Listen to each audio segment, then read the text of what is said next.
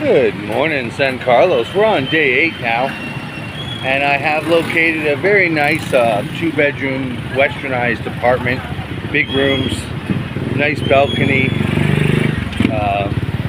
2 bathrooms, everything I wanted pretty much. I am paying double what I was paying for my 3-bedroom house in Gensan, but it is what it is. This is San Carlos, so it's still not the outrageous prices of Cebu, but yeah, so I am walking there now because at this stage, since I'm going over budget on housing, I'll have to tighten the budget on things like trikes and food, and I've cut out alcohol until either, you know, something happens at home that gets sold and cashed out, or I open up the bar here. Last night I did find 3 nice spots down near the waterfront for rent, and I called them this morning. One was about $15K in rent. That's 3 times what I was paying for rent in my Gensan bar. But again, it is San Carlos. And whereas in Gensan I was in a nice little food park, it was still somewhat out of the way. So there was the factor of guys moving wood falling apart. Oh, you can't see that. They hit a tree. Anyways, so I'd be paying 3 times, 4 times the rent, but I'm right in the waterfront area. And just when I was down there for dinner with my unit, met like 4 Norwegians, 2 Americans. So I think that my Western food down there will do just fine to support me. There was an expat group here I was really looking forward to joining tomorrow, or at least hanging out with. Can't seem to find their group on Facebook, which my woman says means they unfollowed me. Oh well, I mean, I'm not the kind of guy who goes begging for allies. And I'm sure I'll see some of them with my food, just because in general, you can't get anything like me here. But yeah, so we'll see how it goes. I assume it's partially because I did vlogs with 2 other bloggers, and one of them, of course, this group had already mentioned they had fallen out of favor with. So perhaps it's just as petty as that, you know, I chose poorly by their standards. So you know, the other thing I've noticed too is I've talked to quite a few Westerners in the mall when I was doing that vlog yesterday, and I was stuck there while my other friend was getting her nails done. The TDS here is fierce, and these are from guys who haven't been home in 10-15 years. So and when you ask them to articulate exactly why you don't like the bad orange man, whatever they want to call him, everything, that's not articulation. Give me some policies, give me some facts, and then when I try and spit facts at them, they just blatantly deny them. Like that, you know, the recent wave of immigration wasn't a bad thing in the States. I mean, of course it is. I mean, there's at least 24 highly documented, highly publicized cases of just innocent Americans who get slaughtered, for lack of a better term, unalived, by these randos who shouldn't be there. So part of what I do like about the Philippines is they don't tolerate that crap. If I overstay my visa, out I go next time they pick me up or talk to me. There's no waiting for an extradition hearing or any of that kind of crap. If you're overstayed and you can't pay, then away you go. And I mean, sometimes they'll even keep you in their incarceration system for a while to punish you before they kick you out, so you don't think it's just a catch and release and you can come back the next week. And then they blacklist you. So I don't know, I just like things better here, the way they do it, you know. They've also just recently changed the laws about land ownership here in the Philippines for us foreigners, which is fantastic news, because that was really one of the only negatives I ever really felt about over here regarding how they perceived us foreigners, is that we weren't allowed to truly invest. Like, we weren't allowed to own a house or anything. So now that they're allowing 99-year leases on foreign property ownership, I mean, I hope it doesn't just become a crazy drive like Thailand where it's all of a sudden Chinese own everything, but at least it means now if I want to take a snag a chunk of land, now I already took safeguards so I could still do that and not lose it, because I was just going to put it in my daughter's name. That's why I didn't buy anything in my first 2 years here. I didn't have anyone's name to put it in. Now, sure, I dated girls, and some of them I liked, and I liked the one I'm with, and I could put them in their names. And I know a lot of the expats here do that. But I can share just as many horror stories from expats that did that because they thought it was forever and ever, and it was just never, never. So that being said, I wasn't going to follow in those footsteps. As folks know who follow my channel, I'm not like the other expats who come here with too much money and so they can afford to learn those expensive lessons. Not a popular opinion among the expats, I know, but a real one. I'm a different kind of expat. I'm broke and keep my budgets real tight, so I can't afford to just donate to what I would consider to be lost causes. As I said in the comment, what I call the fourth hole over here. It's not what you think it is, it's the hole in their pockets, because they don't know how to hold on to money. So for me, I just really glad to see that now we can buy land here with a 99-year lease. That's very good to read, and but that's nowhere near on this perspective. I'm going back next Easter. I really was only planning to be here for 7 months, and then I'll go back, take care of my businesses over the summer, sell a few more assets. So maybe when I come back next September, so a year from now, I'll start looking into buying a land. But the home I'm walking to right now that I picked up, I think it's going to be adequate for the next 1 to 2 years. And I mean, yeah, the rent's double what I wanted to pay, but if I was translating to Canadian dollars, it's still under $300 a month. So $300 a month for a modern 2-bedroom, 2-bathroom, walled home. It's not bad, folks. I mean, sure, it's not what I was advertising in previous videos, because in Jensen you could find those houses for under 100.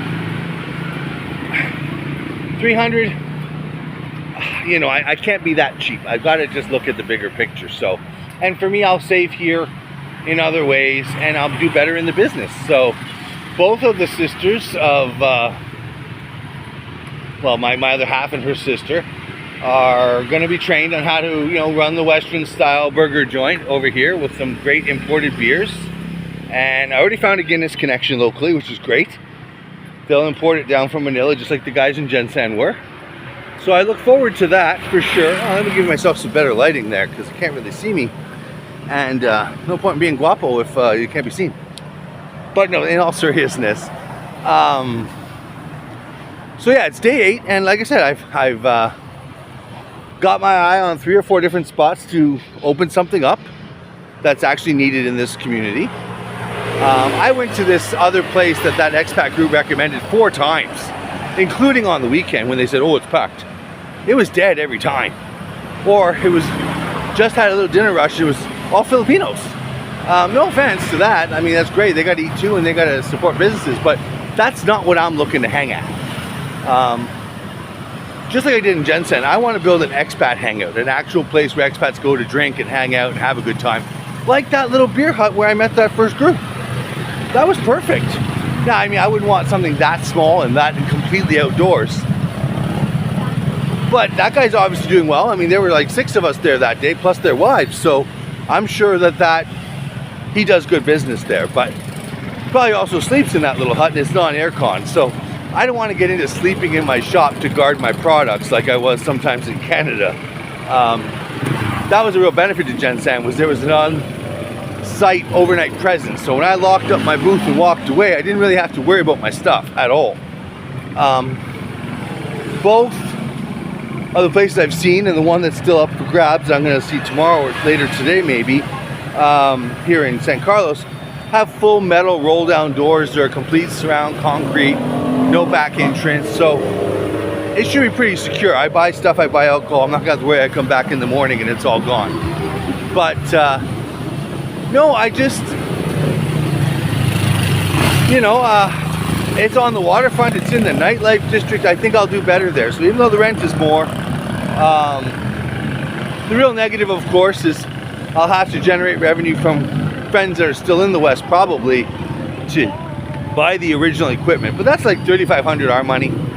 That's not much. Like I said, in Canada, when I'm opening a new fish market, I'll spend $25,000 just on extra refrigeration, because I already own most of the main fridges I need, and painting and plumbing equipment and all that. Whereas here I can do it for much, much cheaper.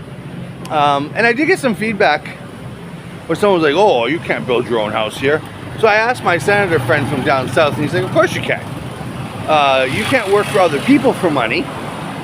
Okay, I don't really do it that way. I kind of do trades, but when I was doing that. But you can definitely work for yourself if you have the skills. So, and if you watch my other videos, you see I have a lot of skills rebuilding vehicles and things. Like I've already looked at a guy who's got 3 motorbikes for sale, scooter bikes, that all need a little bit of work, but 3 of them for 10K.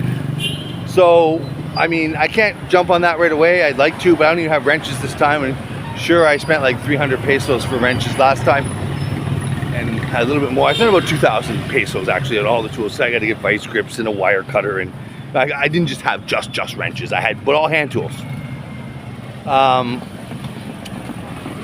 So I don't want to jump into that and turn my front yard of my new house into a motorcycle junkyard. But so it's one of those things where I will, though, definitely keep an open mind to that if I don't open the bar within the next, month or so. Because overextending my budget like this, and if I don't fix the credit card, it has put me in a situation where I will run out of money in about 40 days.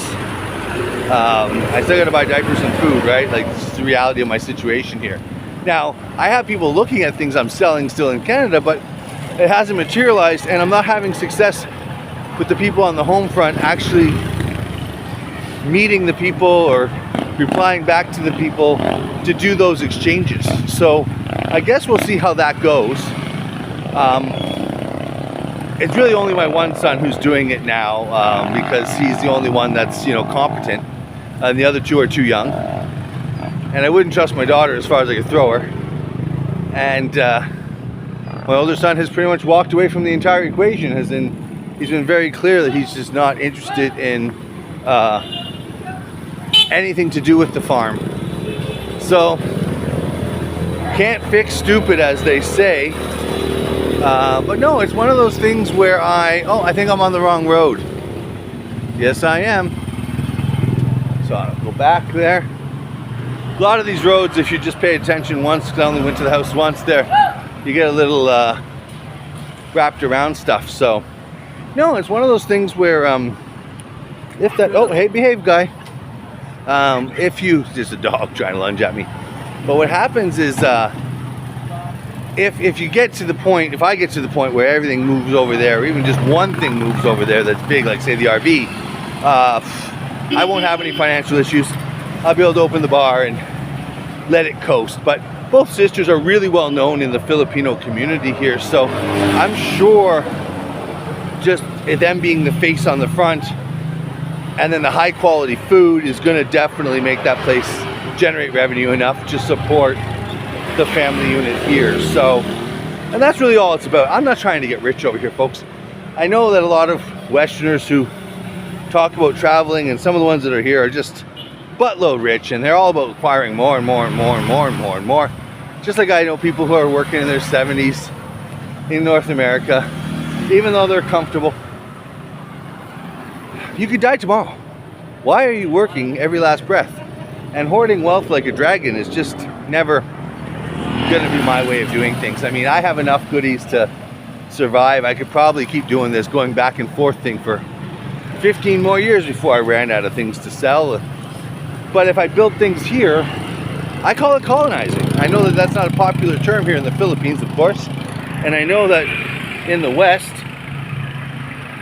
the lefties have jumped all over that term as a negative, but I look at it as a positive. And the same thing I told my children. I mean, whenever they get wise enough to understand that Canada has become a complete shit show, and they decide, oh, I do want to go check out somewhere else, I need to get the heck out of here, I'll already have a whole bunch of things set up over here for them to come, including my friends as well. I've got a couple friends who by December will be living over here. Now, I don't think they're going to come to San Carlos, unfortunately. I think one guy's going to Pasay because he's already got a girl there and he's been chatting with for a few months. And the other one is most likely going to go to Manila, even though I've told him it sucks. He just doesn't want to listen to me. So he'll have to learn it the same way I did, by boots on the ground. But no, it's one of those things where St. Carlos, like I said, seems to be a middle ground. It's not as expensive as Cebu. Manila but it's definitely not as cheap as Mindanao. So, but you know, whereas Mindanao, at least according to the internet, I never experienced this in 18 months of being there, seems to have some security and safety issues. Like I said, I never encountered those at all, and I'm out and about wandering, talking to people, but you know, it is what it is. The San Carlos area doesn't have that. It is 100% old school Spanish Christian. Like, some of the faces I see here don't even look Filipino at all. They're 100% Spanish Gino. And not for people to get all crazy on me for noticing that. It's not like I'm trying to disparage anything. I'm definitely not. It's just one of those things where I guess if you're well traveled and well read, you can identify certain physical characteristics in people from being from certain regions of the world. That being said,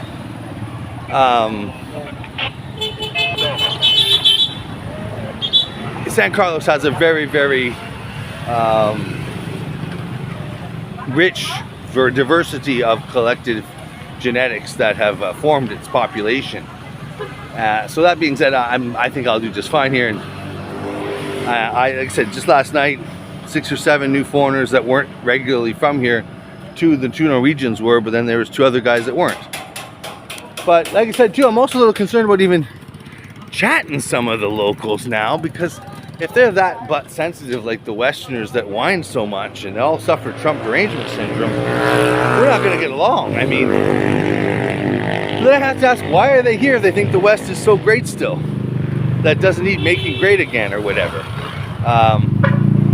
And you know, to further a comment I made on Cal's video, Sunshine Shoulders, about was Canada ever great? I mean, other than healthcare and a pretty decent environmental stance, which now we've gone crazy ecliptic over. Like, it's gone from we produced, you know, nice can-do, perfectly safe nuclear reactors and a lot of our electricity from hydroelectric, and produced good cars that weren't that gas guzzly or pollution-y, to now we're like carbon taxing ourselves into oblivion and making ourselves non-competitive because for some reason our already extremely good stances weren't good enough. Which is why I left. I mean, I'm just not going to pay the crazy tax, I call it, because that's what most of these new things are over there. That's that the Canadian government, run by lefty crazies, has just gone insane. And since they know there's zero resistance, that you know, people will pay, and there's none of them are talking about leaving or anything. It's one of those things where so they'll keep adding more and more taxes, more and more fees. You know, once again, I'll go back to quoting old Klaus: you'll own nothing and you'll be happy about it. And I'm just not going to be one of those guys. So no, I look at it as I think I'll be happy here in San Carlos.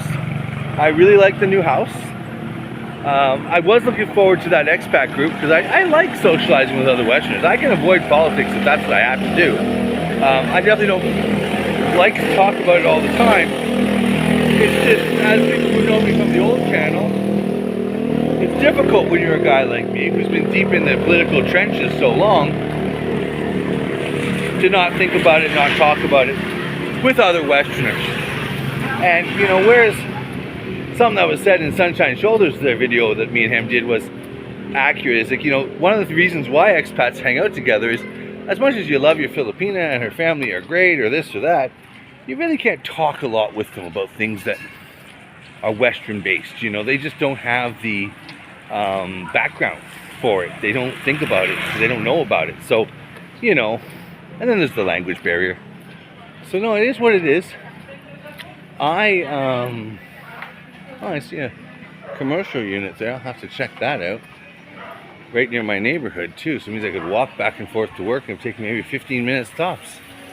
So yeah, no, I look at it as, if you have the chance to come on over, you owe it to yourself to do it. And whether you choose where I am or one of the thousands of other islands, you're gonna have memories at least. And that should be enough, because what is life but the search for happiness? And let's be realistic, folks, you're not going to find it back home. And happiness comes, as the Buddhists say, because, you know, I hate to talk religion either because I get in trouble for that, but, you know, life is just a collection of sufferings. And you have to enjoy the moments of happiness that you're granted. And if you deprive yourself of them, you got no one to blame but yourself. And as I said in that other video, I think we all want to be happy. It's just unfortunately in the West, especially among the youth, they've been so conditioned to not even know what happiness is. They think that you have to be high, or you have to be attached to someone, be part of some cool kid crowd. I personally find that leads to more unhappiness than it does happiness, but that's just me. So I'll end it on that. I'm about maybe 5 or 6 minutes from my house, and part of why I did this video is I wanted to see how long it took me to get from downtown San Carlos by foot to my new home. Because just like in General Santos, I plan to walk, and because of my budget, all the time. I lost 30 kilos doing it last time, and I gained a lot of that back when I was in Canada. So if you're following my channel, you can kind of watch how that happened, where I was my regular round-faced self and then started getting more lean. And it's not from starving. I mean, I was eating beef and meat and food from my restaurant. It was the walking, it was the heat. It was a healthy weight loss, not a starvation-based one.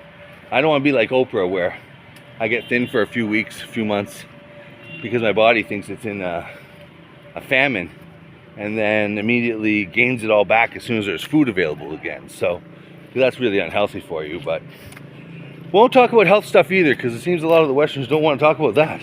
I mean, the ones I met yesterday with the Trump derangement syndrome, and it wasn't just one group, there were several of them, but I would not put them in the healthy category myself. But there's no excuse over here, really, there's not. I mean, you got great weather, there's gyms everywhere, and they're dirt cheap. Like, I will definitely be joining a gym again once I get my house settled up and stuff like that, and my new bar. But yeah, we'll see how it goes. Oh, nice little house for rent there. Big, beautiful balcony. Well, it doesn't matter. I'm no longer looking for a house. I'm looking just for commercial space. So I'll just walk right by that. Here, I'll make sure the number's there. For anyone who wants to zoom in, you can become my neighbor. Oh, and I found my new laundry. Although my friend there says, no, we're not going to pay to do laundry. I'll do it. So, I mean, it's really 150 pesos. Do the math on that, guys. It's like $3 to do 5 kilos of clothes, folded, ironed. You know, it's pretty good. Oh, there it's 50 pesos. Oh, okay. 125 for 8 kilos. That's damn good. So, if that person starts flaking and doesn't actually do the laundry, I'm not that far from a good spot. So no, I guess, like I said, I don't want to keep this too long. This is 23 minutes. I was told to keep them above 10 to 15 minutes. So, trying to follow the wisdom of other bloggers who have been doing this much, much longer than me. Although, of course, they're monetized and they're doing it for the money, whereas I'm doing it more for the intel. I want folks to know what they're getting into over here, legitimately getting into, not the glamour of it, not the sensationalism of, oh, I got scammed, or oh, this place, none of that crap. More what you're going to find and what you're going to pay and all that fun stuff. So I hope that people look at that video from yesterday's mall blog, because I didn't get a lot of comments on the actual YouTube clip, but I got like 6 emails. So people asking more questions about the motorbikes and stuff. And no, yeah, really, for real, like $1,500 buys you a brand new scooter over here. Like a Honda too, not like some weird Chinese company none of us have ever heard of. So it is what it is. I hope you all like, follow, subscribe, and of course I always make my friend giggle when I say this, but sharing is caring. So it doesn't just go for snacks and beers, but for videos too. So, and of course, if you are one of those folks who gets triggered by me, by all means subscribe too. Maybe you'll find reasons to be entertained on a day-to-day basis. You can follow along with my bad days and say root for the bad days. Whereas I hope most of the people who are subscribing are fans, and so are gonna root for the good days. So, because that's the thing, is I show both of them. I will be, like I said, I promised when I was back in Canada, I'll be doing daily postings, so that see, I have a feeling I'm not on the right road, but I was on the right road, so maybe I missed a turn. I think I missed a turn. Well, that's fine. I don't know what schedule I'm on. I don't know if I'm late or not yet, but we'll figure it all out. The neighborhoods are safe here, so if you get lost, it's not like, you know, you're getting lost in Harlem or Compton or Jane and Finch, where, you know, you may not make it out alive. So again, like, follow, subscribe, and if you want to keep up to date in real time, hit that bell. It'll tell you when and where. Ciao, folks.